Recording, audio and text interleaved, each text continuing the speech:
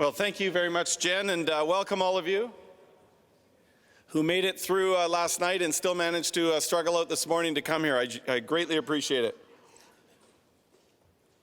Today I'd like to start by thanking my colleagues, in fact, all delegates from right across this province who are actively joining the many meetings here at UBCM and join with me in our shared belief that united and working in common purpose, there is nothing we cannot achieve in British Columbia. But my friends, words are just words. True leadership, the leadership we need to build this province and ensure economic opportunities thrive in every community and First Nation, requires vision and the ability to execute. It requires us to think beyond the next election and think instead about the next generation.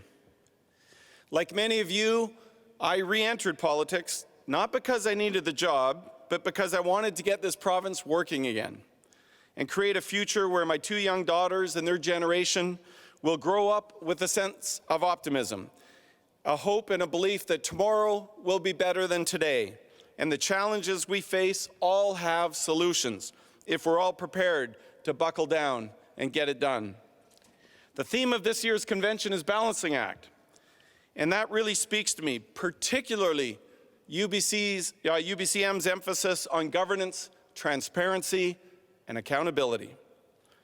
Because balancing of priorities is what we all do as elected officials, and those decisions are what come to define a government and their vision for the future of their community or their province or country. But leadership and vision must also be about results and outcomes. You know, when I think of vision, I think back to 2010, when I was standing in Fort St. John alongside Gordon Campbell, and we were announcing that the Site C project would be moving forward. Now, your BC Liberal government, now BC United, announced that project because we were thinking of the next generation and the need to ensure that we'd have sufficient, clean, green energy to power a growing population. And remember, at that time, electric vehicles were just in their infancy. We also moved forward with independent power projects, or IPPs, because we recognized that attracting private capital into that space would be a way that we could get more private capital investing in wind, solar, run-of-the-river, projects that could further feed the hydro grid. And I mention those two things because both of them were stridently opposed by the NDP while they were in opposition. They loudly and repeatedly complained that we'd be stuck with surplus power. And upon taking government, they hemmed and hawed about whether to even continue with Site C, in spite of the fact that it was already well into the ground with over $4 billion investment. And those delays, that year that they took to figure out whether to move forward, ended up having massive impacts on the budget, meaning that it was now not an $8 billion project, but a $16 billion project and counting. And sadly, many of those IPPs, those independent power projects, 90% of them with First Nation partnerships were canceled or allowed to expire. And I raise this because it was just a short time ago that Premier David Eby stood out to hold a press conference. And he was announcing that even with Site C coming online, the province would still be short of the power needed to deal with population growth, especially with the growth of electric vehicles, etc. But the greater irony of that announcement was it also included a call for independent power projects to help provide the additional power that's going to be required, just like our government had championed so many years ago. But it's not just Site C. The single largest private sector investment taking place in the entire country is taking place right here in British Columbia, the $42 billion Canada LNG project, with benefits flowing to both First Nations and communities right up and down that entire corridor. Again, a project that was very strongly opposed by the current government, yet so critical for BC to do its job as part of global citizenry to help countries in Asia and India get off of dirty fired coal power and onto a much cleaner, lower emission alternative called LNG. Allowing us to reduce those emissions by up to 50%, far more than we could ever do right here in British Columbia. Even if we shut down our entire economy, it wouldn't come close to the contribution we can make globally by reducing emissions. And I want to underscore this fact, that there are countries, including in Europe and Asia, that are looking to jurisdictions like British Columbia with ethical standards, high environmental standards, that they want to be able to buy those kind of opportunities from LNG instead of having to rely on Vladimir Putin's regime. And it's all part of our global effort to transition to that carbon neutral future. And it was through the leadership and vision of the Haisla Nation, with BC United MLA Ellis Ross as the Haisla Chief Councillor at the time, along with communities from Prince George right to Kitimat Village, that ensured we would enjoy the benefits that we're seeing today. Now, I mention those two projects because I want communities here to just try and imagine for a minute if both those projects, in fact, never went ahead, and what that would have meant had the previous BC Liberal government not moved forward with them. Over $50 billion that would have disappeared from our economy, which would have had a dramatic and negative impact on virtually every community in every corner of this province. But even while in government, this lack of vision, this lack of thinking about the next generation continues to persist. Many of you may have come here and had to drive through the Massey Tunnel. Well, I want you to know that 2 summers ago, that 10-lane Massey Bridge, started by the former BC Liberal government, should have been opened 2 summers ago. A 10-lane bridge. $100 million had already been spent making sure that all the groundwork was ready. And a contract in place, fixed price contract for $2.6 billion that was canceled. I want to tell you this, I've overseen a lot of infrastructure, over $12 billion worth. I have never seen a worse capital decision ever. Now, the problem is that when you have a vision like that, you cancel a project, and then you later, years later, say, well, I guess we'll do a tunnel instead to replace the tunnel that's there, but it will have the same number of lanes as the lanes that we have today, even though we know that our population is growing dramatically. That's not thinking about the next generation, especially when you take away the opportunity that was designed into that bridge plan to allow SkyTrain to go from Bridgeport SkyTrain Station to South Surrey. That's vision. That's thinking about the next generation, and that will all be lost if that crazy tunnel decision goes forward. These examples point to the importance of electing people that are thinking about that next generation, not just that next election. But leadership, in addition to vision, is actually about getting results. That's what you care about in your respective communities, and that's what the public demands from all of us. And yet many of the challenges that you all face in your communities are actually a direct result of the policies, the provincial policies of this government. And yet all of you are at the pointy end of the spear when your residents come to complain about the challenges they're facing. Now, provincial policies around housing, crime, drug policy, and cost of living have made your mission far more challenging than it ought to be. This reality crosses all political parties. You know, when I meet with mayors, and I meet with mayors right across the province from all political backgrounds, there is a surprising degree of consensus that BC is on the wrong track, that things are just not working the way they once did. You know, I met with Leonard Krogh last week when I was in Nanaimo, and you all know very well that we vote for different political parties every election, no question about that. And yet, when it comes to the big issues, like public safety and mental health and addictions, we found a lot of areas where we could agree. And that's why we're here at UBCM, to collaborate, to listen, to put forward bold ideas, and to work to better our communities and get results.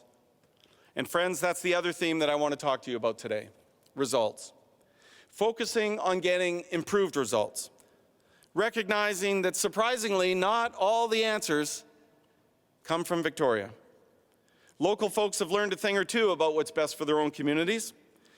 And when the province decides they know what's best for local government, well, I think that question should be answered by simply asking ourselves, if the results they're getting are confirming that thesis, that they know best. Proof point number one, the recent wildfires. I first want to start by recognizing all those who have dealt with and responded so admirably to the wildfires this year. I particularly want to thank the members of the BC Wildlife Service, all the ESS volunteers, EOS personnel, the first responders, our volunteer firefighters, police officers, everyone who pitched in tirelessly, working to keep people and property safe. Thank you.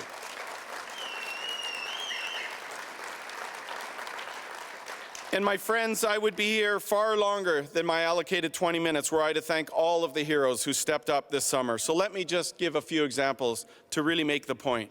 Wilson's Landing, a volunteer fire department with 24 firefighters, 13 of whom lost their homes, including the fire chief, Paul Zidowitz. And meanwhile, Chief Jason Brolin in West Kelowna fought flames while his own family was being evacuated. And Chiefs Travis Whiting of Kelowna and Darren Lee of Lake Country stepped up to ensure their community was going to be safe, along with some incredible work from the RCMP, headed by Cara Triance. And I want to take this moment to recognize the lives that were lost by those incredibly courageous firefighters, including, sadly and most recently, the 4 firefighters who were killed in that tragic accident just the other day. Now, to say I'm disappointed with the government's response to the wildfires, candidly, would be an understatement. I purposely chose not to express my frustration during the worst of the wildfire season. Why? Because I've been in government, and I know that the midst of a crisis isn't the time to be sniping from the sidelines. But the provincial government has not learned the lessons of 2003, 2017, 2018, 2021, and even this year's wildfires, because they've announced yet another task force to study the problem and tell them what they should be doing differently. That, my friends, is a failure in leadership. The landscape is littered with previous reports and task force studies on what needs to be done. What is needed is leadership that can make decisions based on what we have long known. And that's why I was proud, along with my colleagues, to present a bold strategy earlier this week on how the province can best address wildfires going forward. A Kevin Falcon-led BC United government will take immediate action to modernize our firefighting services by establishing a modern, full-time firefighting service. We'll leverage, thank you. We will leverage local expertise by deploying local contractors for rapid fire response suppression. Empower local response teams by equipping and empowering local volunteer fire response teams, including First Nations and local community members. We'll overhaul the forest management and prevention and ensure that there's swift support for evacuees by pledging automatic financial support for evacuees during the first 72 hours. No bureaucracy. No spending 28 minutes to fill out forms, no broken down software that's not working for people, no elderly people sleeping in cars, automatic approvals. And then we'll streamline the emergency social services for people in your communities. These are things that we can do right now to ensure we're ready for the next wildfire season and get better results.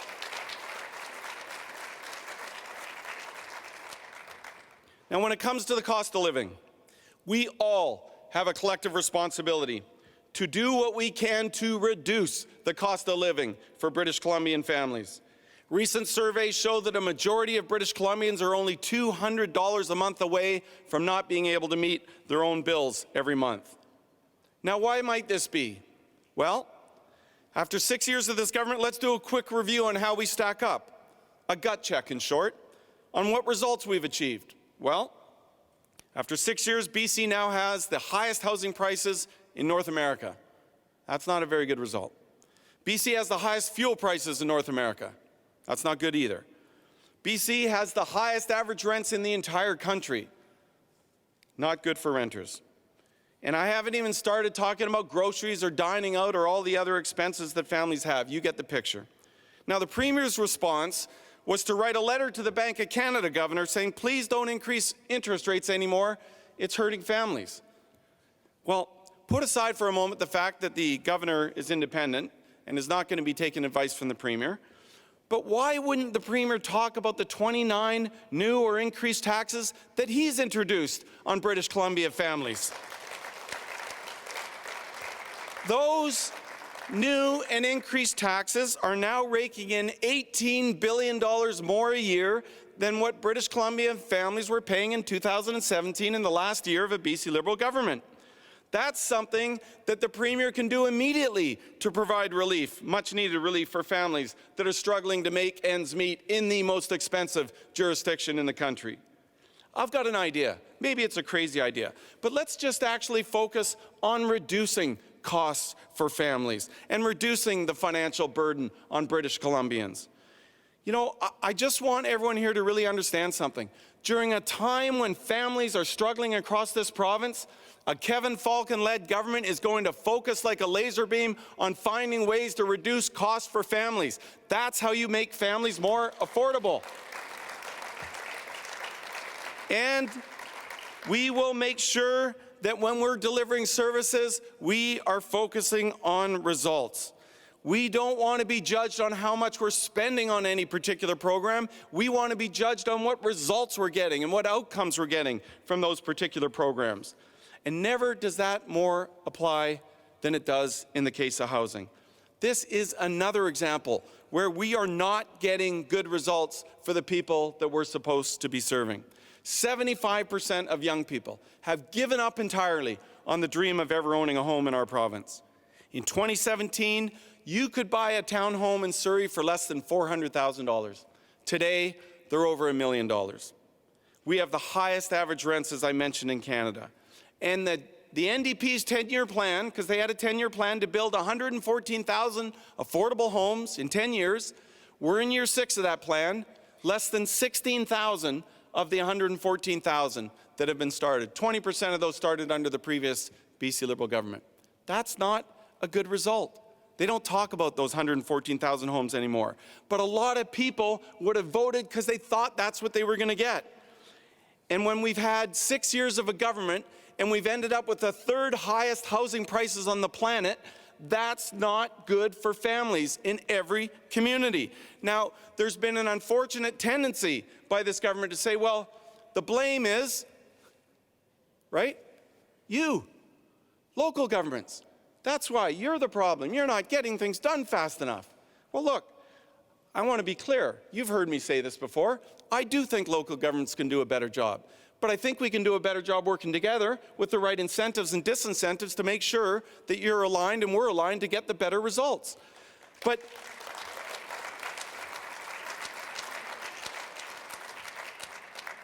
and I've spent years in the housing business. I know a bit about the sector. I only have time to give you one example, and that's provincial permitting.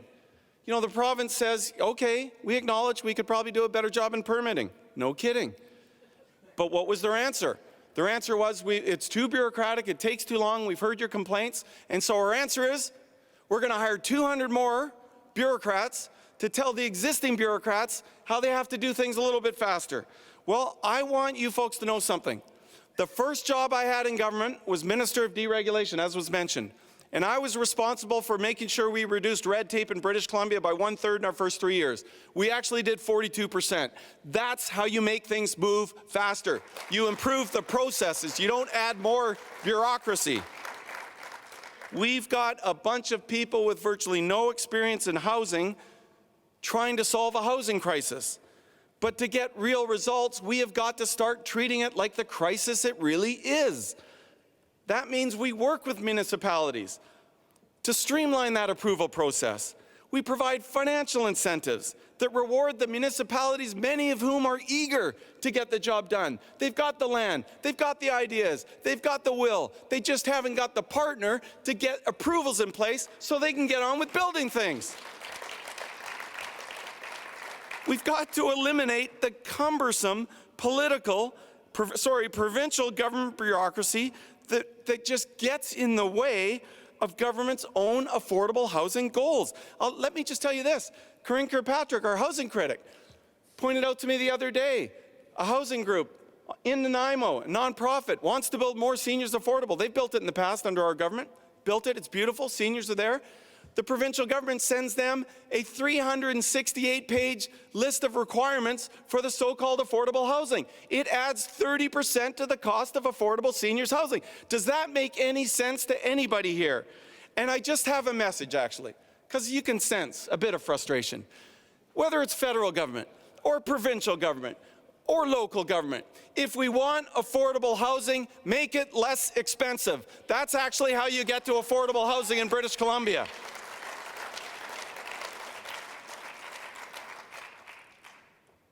And then there's public safety.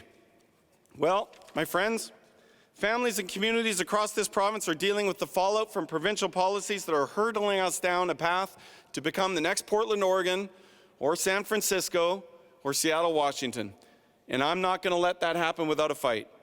There are 3 primary reasons. All of them affect you as local governments. The first, when David Eby was housing minister, he made the decision to buy motels in downtown cores and warehouse people with severe mental health and addictions and make sure that they've got access to lots of free drug use and very little support. And not surprisingly, that experiment has not worked out well in every single community I've visited.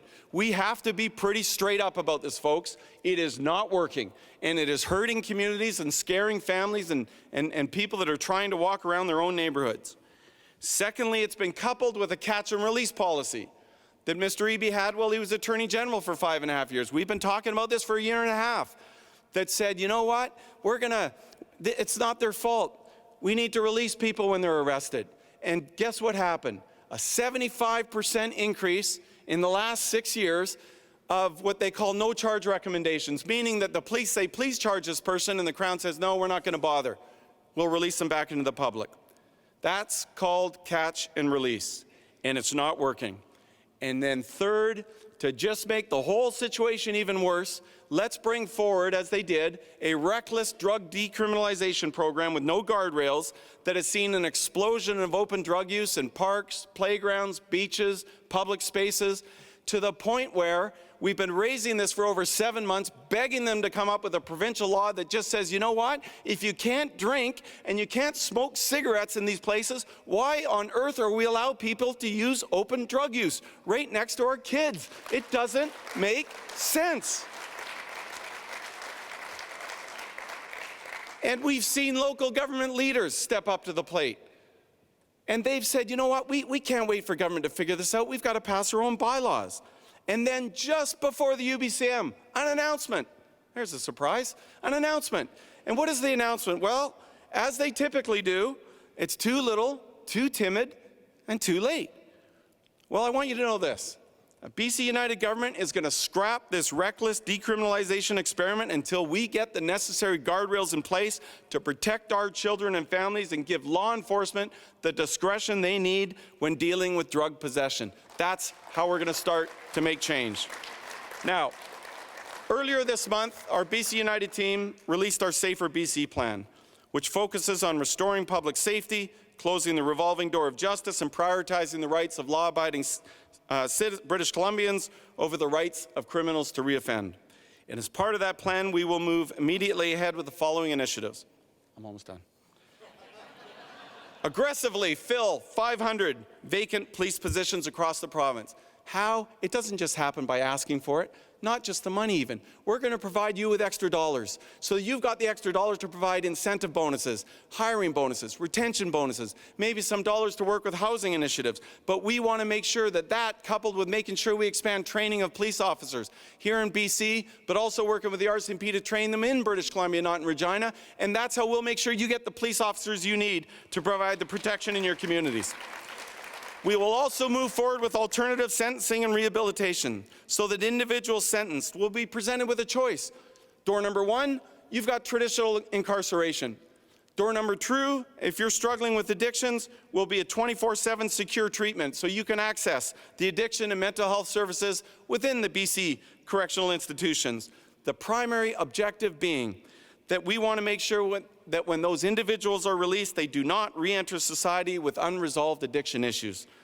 And we will pursue consequences for all criminal activity. No longer will we ignore the little things, the bike thefts, the minor assaults, the broken glass, the vandalism.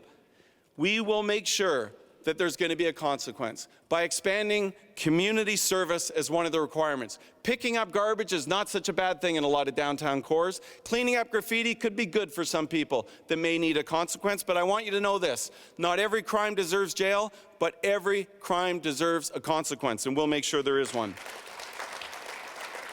And we'll pursue civil litigation against those dealers that sell lethal drugs that result in death by overdose. If we can hold servers responsible for over-serving people that result in an accident and someone getting injured or killed, by God, we can hold traffickers who sell fatal drugs that cause the death of someone to be held responsible for their behavior too.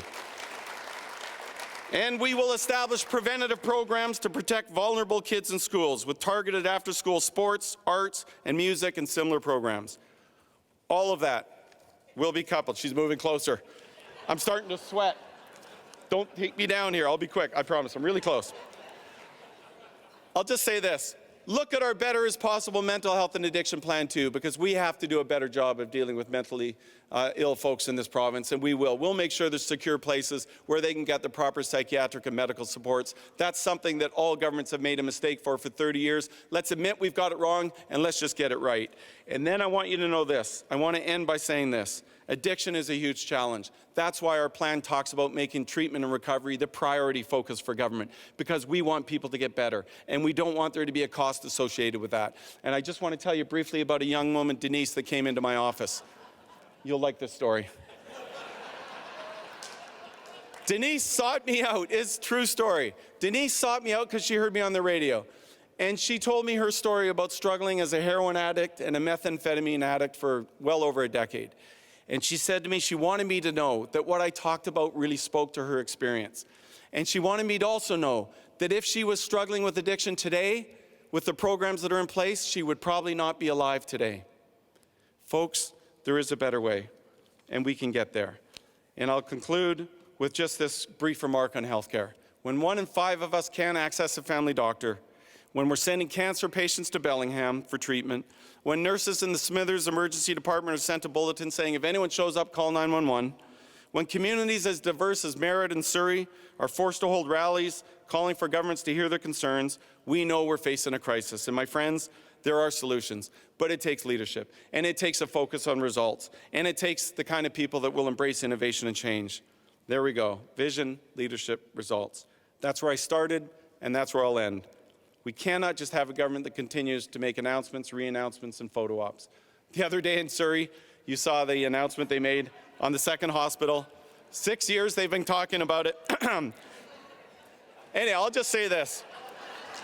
It's not good enough to have a big piece of equipment behind you, pretend that something's happening, and the next day it gets towed away, and the field hasn't changed. Okay, we have to get back to results. We'll do that. And I just want to finally say this. Be proud of our natural resources, and be proud of the forest industry and the mining industry, and be proud of this wonderful woman who's been so generous and really gave me the extra time. Have a wonderful UBCM. Thank you for the opportunity to speak. Thank you so much. You're lovely.